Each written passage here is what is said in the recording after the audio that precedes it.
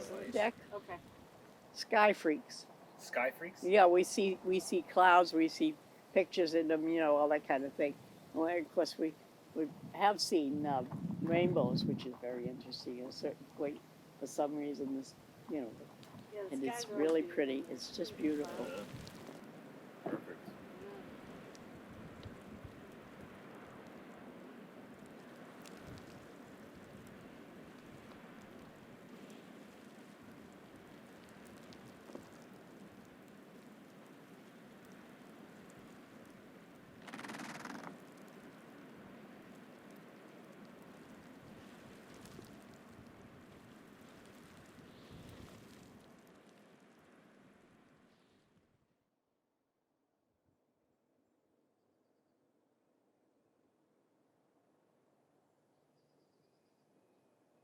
Just out of high school, I had a job somewhere or something.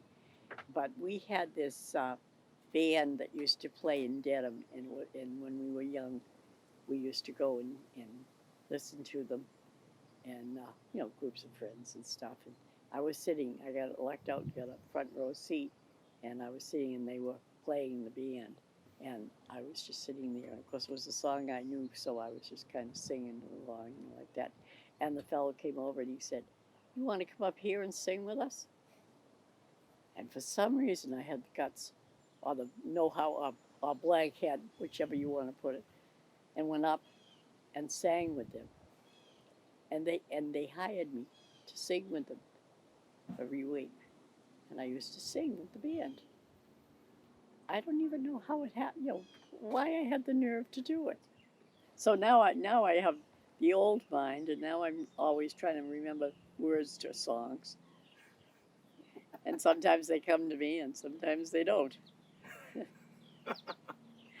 So it's just the way it goes as you age. You still have Strange that things picture? happen. Yep, we still got the picture You still It's have inside. It's good. What picture? of you and the band. Oh, that was fun though. It really was. But I look back on it and wonder how I had the Mike nerve. is just having a good time.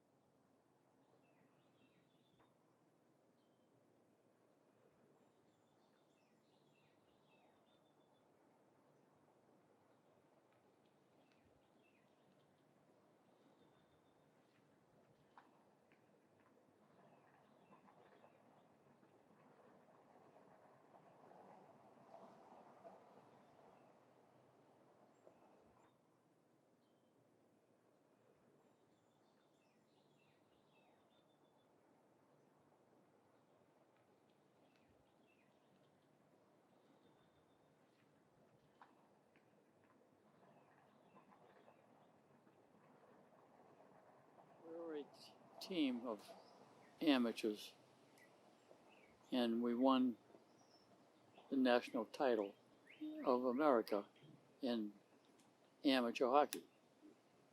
We went out to Green Bay, Wisconsin, and I was hurt that day. I wasn't supposed to play. I had my knee. I had my skates on, and I was sitting on the bench. So it came to the end of the game. We were now 0-0. And Green Bay Bobcats, they're a good team. And of course, outside it was 0 degree, 10 below zero. And we're in the arena, which wasn't very warm. So I'm sitting on the end of the bench. And it came, at the end of the game was about a minute and a half to play. It was still 0-0. So Harold Songen, one of our players, Harold says to the coach, put Jim in, he always scores. You know, it was like a joke thing, you know, put Jim in. And I did score a lot. So he said, put him in. And I got in the game and I scored the goal within a minute and a half. I scored against Green Bay, Wisconsin.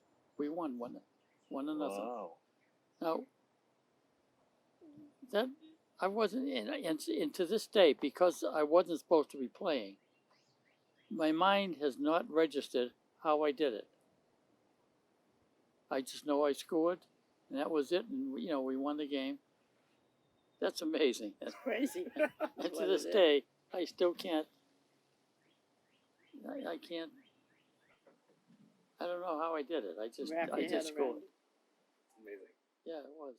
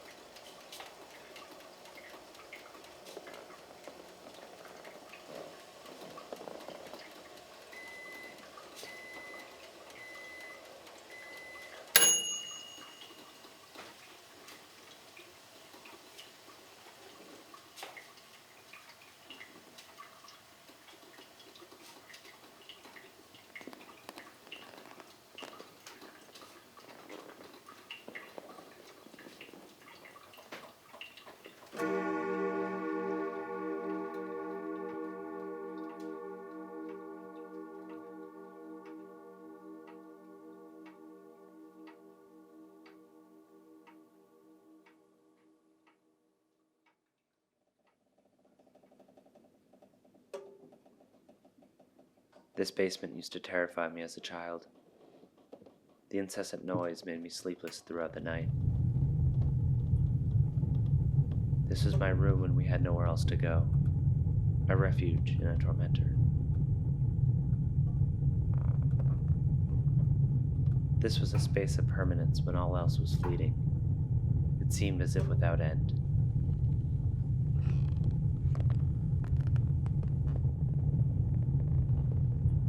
The irony of the home is like that of a photograph, a repository of memory while calling to mind all that is forgotten around it.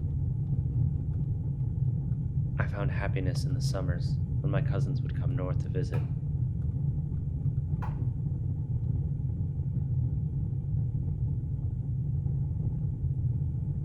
This is where we spent our childhood playing pool, Pac-Man, Pinball.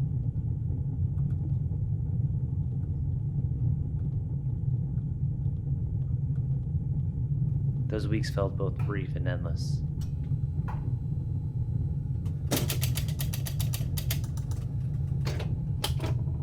In my memory, fading as it is, I still see us down here running around with no end in mind.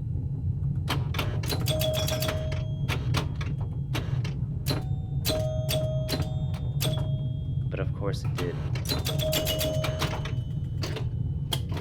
And what pains me the most is that those final moments, our final game of pool, our final game of Pac-Man, our final game of pinball, all passed over us without even realizing it.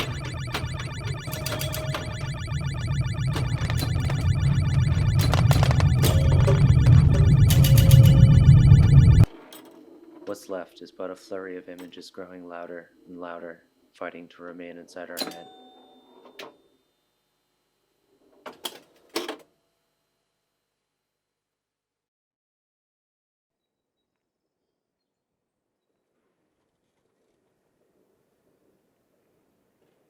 The home is where time and space compress into a single moment, where generations gather, where firsts and lasts all blend together.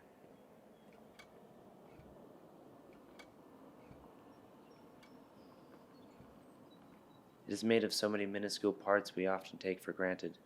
The images, the sounds, the smells, the memories that together amalgamate into a significant whole.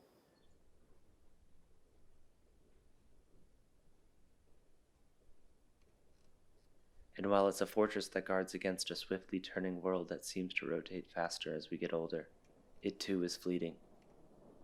Eventually we must leave, and then another will enter, and their memories will begin to occupy the space.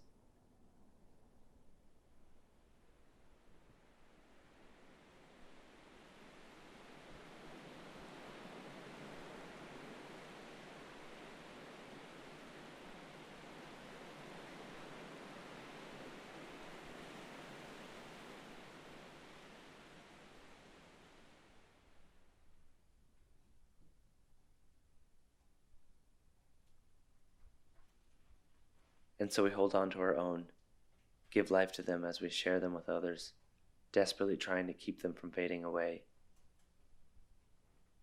But inevitably they do, and like so many final moments, they will pass without our realization.